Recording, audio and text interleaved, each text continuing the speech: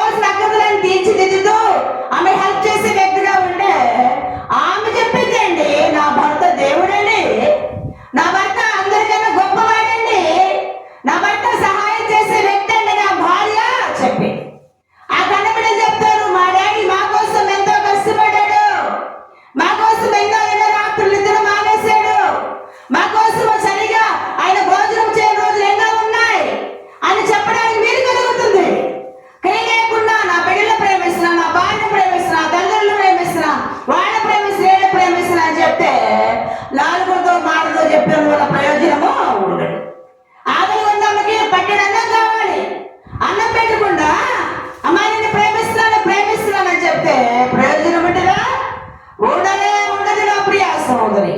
మన జీవితాల్లో మనం ఏమి కలిగి ఉండాలంటే క్రియలు కలిగి ఉండాలి. క్రియ లేని విశ్వాసం ఎలా మృతముగా ఉంటుందో, క్రియ లేకుండా నాకు విశ్వాసం ఉందని చెప్తే అవిశ్వాసం నిష్ప్రయోజనం అవుతుంది. ఆ విశ్వాసం దేనికి పనికిరాని అవుతుంది. నువ్వు క్రియ కలిగి ఉండాలి. క్రియలంటే పనులు చేయడం, మంచిని పెంచడం, లేకపోతే సహాయం చేయడం, ఆర్థికతలో ఉన్న వారికి ఆర్థిక సహాయం చేయడం, ఆకలి ఉన్న వారికి ఒక ముద్దన్నం పెట్టడం. అంతేకాదండి, ఆత్మీయతలో, రోగంలో, బలహీన పరిస్థితిలో ఉన్నప్పుడు వాళ్ళు బలపరచడం.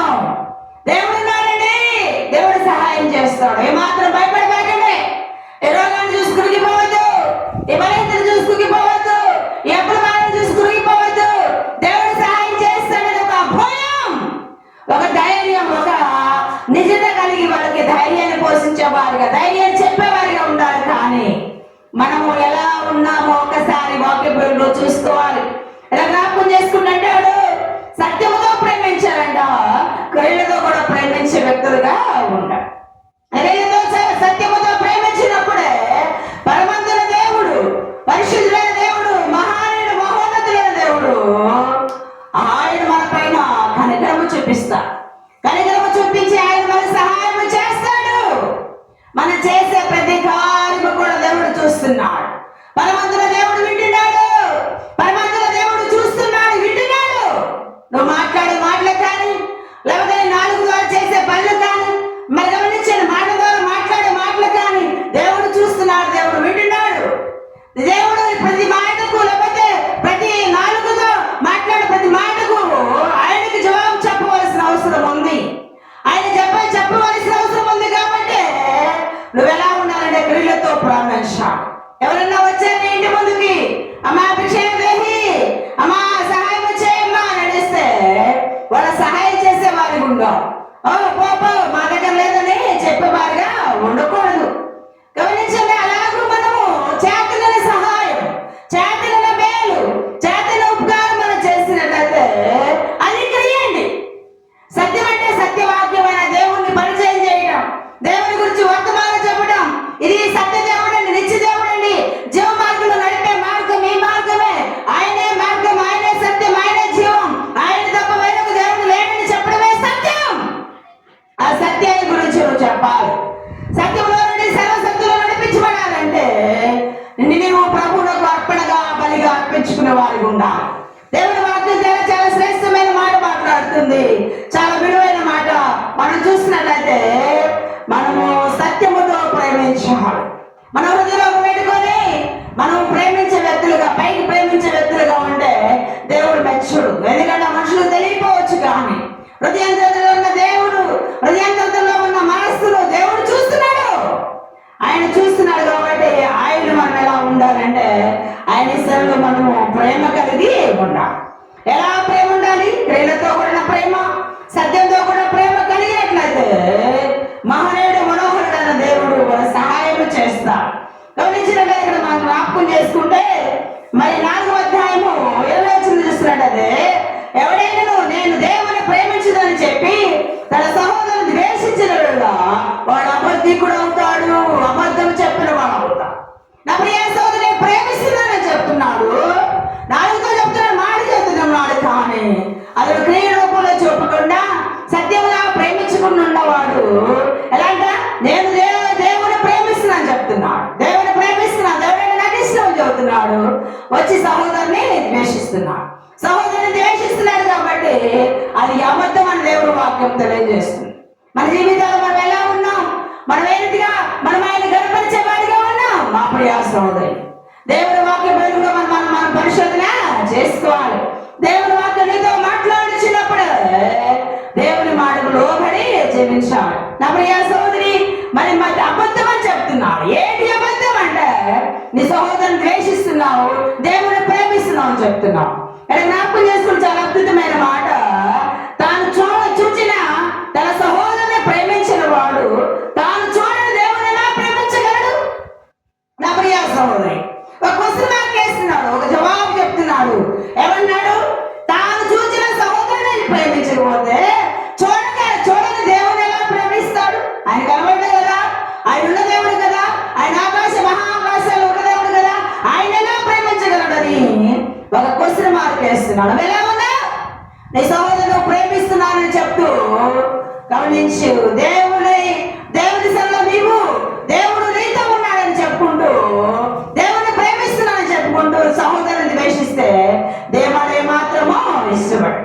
దేవుని ఇష్టపడి కనుక నీవు దేవునికి సమర్పణగా బలిగా అర్పించబడాలంటే వాడి క్రియలతోనూ సత్యముతో ప్రారంభించాం. క్రియలతో కూడా ప్రేమను చూపించాలి. ఆకలి ఉన్న ఆహారం పెట్టడమే క్రియ, దాహం కలిసిన వాళ్ళకి తప్పివేయడమే క్రియ, గమనించిన వస్త్రహీనుడు వచ్చినప్పుడు వస్త్రాలు వేయడమే క్రియ, గమనించండి పరదేశీ ఎండి చేర్చుకుంటే క్రియ, గమనించండి దిగంబరిగా వస్తే దిగంబరికి వస్త్రాలు వేయడమే క్రియ. ఎన్ని క్రియలతో కూడావి. ఆ క్రియలతో ప్రేమించాలి. ఒక తల్లి చనిపోయింది. ఆ చనిపోయిన తల్లి గమనించండి చనిపోయినప్పుడు ఆ సంఘస్థులందరూ ఏడ్చారు. ఆ సంఘస్థులందరూ ఏడ్చి గొల్లు ఏడ్చి ప్రార్థన చేస్తూ మరి గమనించండి దౌర్జన్యుడు ఆయన పేతురు గారికి వర్తమానం పంపించినప్పుడు వాళ్ళందరూ కూడా ఆ తల్లి దగ్గరకు వచ్చి ప్రార్థన చేశారు. పేతురు ఆమెను గమనించండి ఆమెను త్రాగిగానే ఆ దోర్క ఆమె ప్రభునామలో మగాళ్ళ నుంచి ప్రార్థన చేసి ఆమెను ముట్టగానే ఆమె లేచి కూర్చొని మాట్లాడసాగింది. ఆమె ఏమే లోకుందంటే క్రియలతో చేస్తుందండి. ఆమె మిషన్ కుట్టేది, వస్త్రాలు కుట్టి అనేకుని సహాయం చేసేది. గమనించండి ఆమె చనిపోయినప్పుడు ఒకటే అనుకున్నారు ఈమెకి ఎంతమంది హెల్ప్ చేసిందో, వస్త్రాలు కుట్టించేది, అనేకులుగా హెల్ప్ చేస్తుందని ఆ మిషన్ లో సంఘస్థులందరూ గొల్లు ఏడ్చారు, బాధపడ్డారు. పేతురు తెలియజేయగానే పేతురు వచ్చి మొకాళ్ళుని ప్రార్థన చేసి ఆ బాలహిత నుండి ఆ భయంకరమైన పరిస్థితి నుండి విడిపించారు. నా ప్రియ సోదరి, మన జీవితంలో మనం కూడా క్రియలతో ఉండాలి. చేతనైతే మేలు చేయాలి. మేలు చేయకపోతే చేతనైనా మేలు చేయకపోతే పాపం అని దేవుని వాక్యం తెలియజేస్తుంది. ఒకవేళ మేలు చేయి ఎరిగి ఉండి కూడా చేయలేకపోతే నువ్వు పాపం చేసిన వ్యక్తివి. నాకు చేతవు, నా చేయగల శక్తి ఉంది, కానీ నేను చేయకుండా మౌనంగా ఉంటే నేను ఎలాంటి ఉంటాను? పాపం చేసిన వ్యక్తిని దేవుని వాక్యం తెలియజేస్తుంది. మన జీవితంలో మనం ఏమి కలిగి ఉండాలంటే, మేమేమి ధరించుకుని ఉండాలంటే మనం యేసయ్య ప్రేమలో ఉండాలి. యేసయ్య ప్రేమ అది శాశ్వతమైన ప్రేమ, అది నమ్మకలేని ప్రేమ, అది వచ్చిన పడిన ప్రేమ, అది ఉప్పొంగని ప్రేమ. అది ఎప్పుడు ఎలా ఉంటుంది? దీర్ఘకాలం సహించే ప్రేమ. ఆయన వచ్చే వరకు, మన సత్య వరకు మన ప్రేమ ఇలాగే ఉండాలి. ఒక రోజు ప్రేమించి రెండో రోజు ద్వేషిస్తున్నావా? నిన్ను కట్టుకున్న భార్య, నిన్ను కన్న బిడ్డలు, నువ్వు ఎలా ఉన్నావు? నీ బిడ్డలకు నువ్వు న్యాయం చేయగలిగిన వ్యక్తిగా ఉన్నావా? నువ్వు ఎలాగూ బిడ్డలను ప్రేమించే వ్యక్తిగా ఉన్నావు? బిడ్డలే సంపాదిస్తున్నావు, ఆస్తులు, అంతస్తులు, మేడ బిందులు, బిల్డింగుల మీద బిల్డింగులు, గమనించండి బంగారు ధనాన్ని సమకూర్చున్నావు. కానీ ప్రేమ లేకపోతే అవన్నీ వ్యర్థం అని దేవుడు వాక్యం తెలియజేస్తుంది. ప్రేమ లేకపోతే శూన్యమని తెలియజేస్తుంది. దైవగ్రంథం అంటాడు, నేను భాషలతో మాట్లాడే ప్రవచించిన ప్రేమ లేని వాడిని అయితే వ్యర్థుడన్నాడు. బ్రోగుడు తాళముడు గడగడలా తాళముడు అన్నాడు. వాటి వల్ల ప్రయోజనం లేదని దేవుడు వాక్యం తెలియజేస్తుంది. నా ప్రియ సోదరి, మన జీవితంలో మనం ఎలా ఉన్నాం? మనం ఎలా ఉండేవాడిగా ఉన్నాం? మన సహోదరిని మనం ప్రేమిస్తున్నామా? ఒకవేళ మన సహోదరి మనకు విరుద్ధంగా మాట్లాడినప్పుడు కూడా పర్లేదు, యేసయ్య నామములో క్షమించి ఆమెను ప్రేమించడం మనకు ఎంతో క్షేమం, అది ఎంతో దీవెన. ఆ దీవెనను పొందుకోవాలంటే నిత్యము యేసయ్యను ప్రేమించే లక్షణం కలిగి ఉండాలి. ఇక్కడ అంటాడు, ఎవడైనాను నన్ను ప్రేమిస్తున్నానని చెప్పి, దేవుని ప్రేమిస్తున్నానని చెప్పి తన సహోదరుని జీవిస్తే అబద్ధి కూడా దేవుడు వాక్యం తెలియజేస్తుంది. అబద్ధం ఆడే వ్యక్తులుగా మనం ఉండకూడదు. దేవునికి ఇష్టమైన దేవుని ప్రియమైన బిడ్డలుగా ఉండి దేవుని ఆశీర్వాదాలు, దేవుని దీవెనలు పొందాలని ప్రభువైన యేసయ్య నామములో తెలియజేస్తూ లేఖన భాగాలు దేవుడు దీవించి ఆశీర్వదించును గాక. ఆమేన్. ప్రార్థన